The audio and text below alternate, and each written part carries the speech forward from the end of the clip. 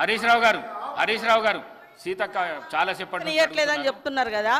వీళ్ళ ప్రభుత్వ హయాంలోనే జూలై నెలలో ఇవ్వాల్సినటువంటి పెన్షన్ 2020 జూలైలో ఇవ్వాల్సినటువంటి పెన్షన్ ఇవ్వకుండా ఆగస్టు నెలలో ఇచ్చిర్రు. అప్పటి నుంచి ఒక నెల లేట్ అవుతూ వస్తుంది. అది ఇప్పుడు మా మీద చెప్తున్నారు. ఆన్ రికార్డ్ నా దగ్గర ఉంది. అదే అధికారులు ఉన్నారు కదా, సవాల్ చేస్తున్నా. ఇంకొకటి సార్, చేయిత అని మాట్లాడుతున్నారు. వీళ్ళు 2018లో ఎలక్షన్ మేనిఫెస్టోలో మేము 65 సంవత్సరాలను 57 సంవత్సరాలకు తగ్గించి అందరికీ పెన్షన్స్ ఇస్తామన్నారు. 3.5 ఏళ్ల తర్వాత 57 సంవత్సరాలకు పెన్షన్ ఇచ్చారు.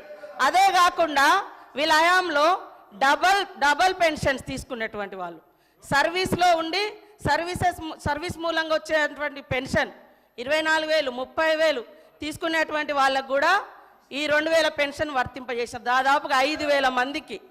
అదే కాకుండా ఒక కార్పొరేషన్ చైర్మన్గా ఉంటూ కూడా చైర్మన్గా వచ్చే అలవెన్సులు తీసుకుంటూ ఈ 6,000 పెన్షన్స్ కూడా ఉన్నాయి. ఇవన్నీ నేను నిరూపిస్తా. మరి ఇలాంటివన్నీ మేము సరి చేస్తూ ఉన్నాం. మీరు అద్భుతంగా అబద్ధాలను మా మీద ప్రచారం చేసి మీ సంవత్సరం మీరున్నప్పుడు కూడా 31వ తారీఖు 20వ తారీఖు 16 27 అట్లా ఇచ్చిన మొత్తం 2014 నుంచి డాటా మొత్తం నా దగ్గర ఉంది.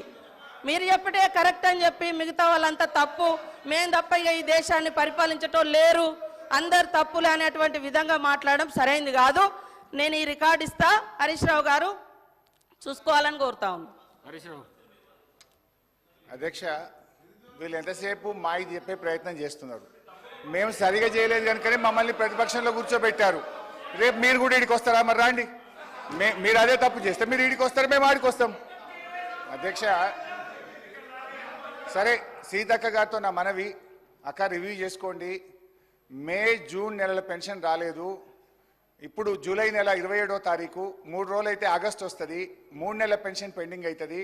నేను ఊర్లలోకి పోయి డైరెక్ట్గా పెన్షనర్లతో మాట్లాడి చెప్తున్నా. ఇవాళ ఉదయం అసెంబ్లీలో మాట్లాడితే కనుక నా కాన్స్టిట్యున్సీకి ఫోన్ చేసి పెన్షనర్ని అడిగి తెలుసుకొని 1-2 సార్లు క్రాస్ చెక్ చేసుకొని మాట్లాడతా. నేను అట్లా తొందరపడి మాట్లాడాను. 2 మంత్స్ పెండింగ్ ఉంది, 3rd మంత్ కాబోతుంది.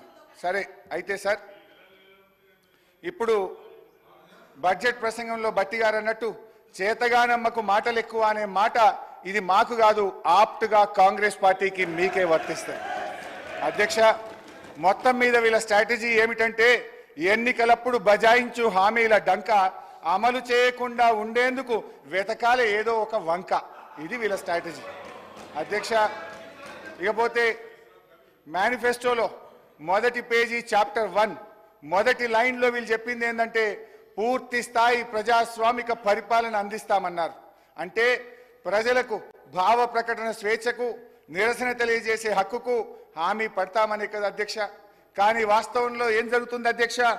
City central library, Rahul Gandhi గారు సిటీ సెంట్రల్ లైబ్రరీకి పోయి ఎన్నికల ముందు మెట్ల మీద కూర్చొని మీకు 2 లక్షల ఉద్యోగాలు ఇస్తామని, మీకు జాబ్ క్యాలెండర్ ఇస్తామని స్వయంగా ఆయన హామీ ఇస్తే జరిగింది ఏంది అధ్యక్ష?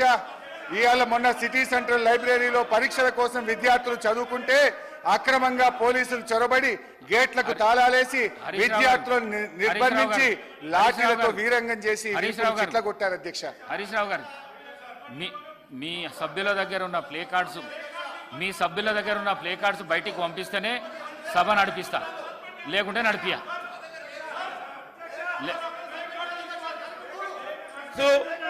ప్లే కార్డ్స్ కు సంబంధించి మీరు పదే నిబంధనలను ఉల్లంఘించి చేస్తా ఉన్న గౌరవ సభ్యుల పైన చర్య తీసుకోవాల్సిందిగా మేము డిమాండ్ చేస్తా ఉన్నాం అధ్యక్ష. ప్లీజ్. అధ్యక్ష, ఆ సిటీ సెంట్రల్ లైబ్రరీలో ఉన్న పుస్తకాల రచయితల ఆత్మలు ఘోషించుంటాయి అధ్యక్ష. అందులో ఈ మధ్య మన ముఖ్యమంత్రి గారు చంద్రబాబు నాయుడు గారికి బహుకరించిన కాలోజీ నా గొడవ పుస్తకం కూడా ఆ సిటీ సెంట్రల్ లైబ్రరీలో ఉంటుంది అధ్యక్ష.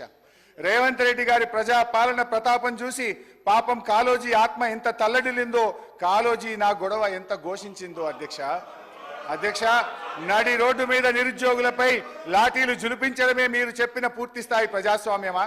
ఆర్ట్స్ కాలేజీలో జరుగుతున్న లాఠీ చార్జిని చిత్రీకరిస్తున్న జర్నలిస్టును అసభ్య పదజాలంతో బూతులు తిట్టి కొట్టడమేనా కాంగ్రెస్ మార్కు ప్రజాపాలన? అంగన్వాడీలను, ఆశా వర్కర్లను తమ డిమాండ్ల సాధన కోసం రోడ్డెక్కితే అణచివేత, ప్రతిపక్ష కార్యకర్తలపై ప్రతీకార దాడులు, మొత్తం మీద కాంగ్రెస్ పార్టీ తెచ్చిన మార్పు ఎట్లా ఉందంటే విద్యార్థినీలకు ఇస్తామన్న స్కూటీలలో లేదు, పోలీసులు విచ్చలవిడిగా ప్రయోగిస్తున్న లాఠీలా ఉంది అధ్యక్ష. హరీష్ రావు గారు కన్క్లూడ్ చేయండి.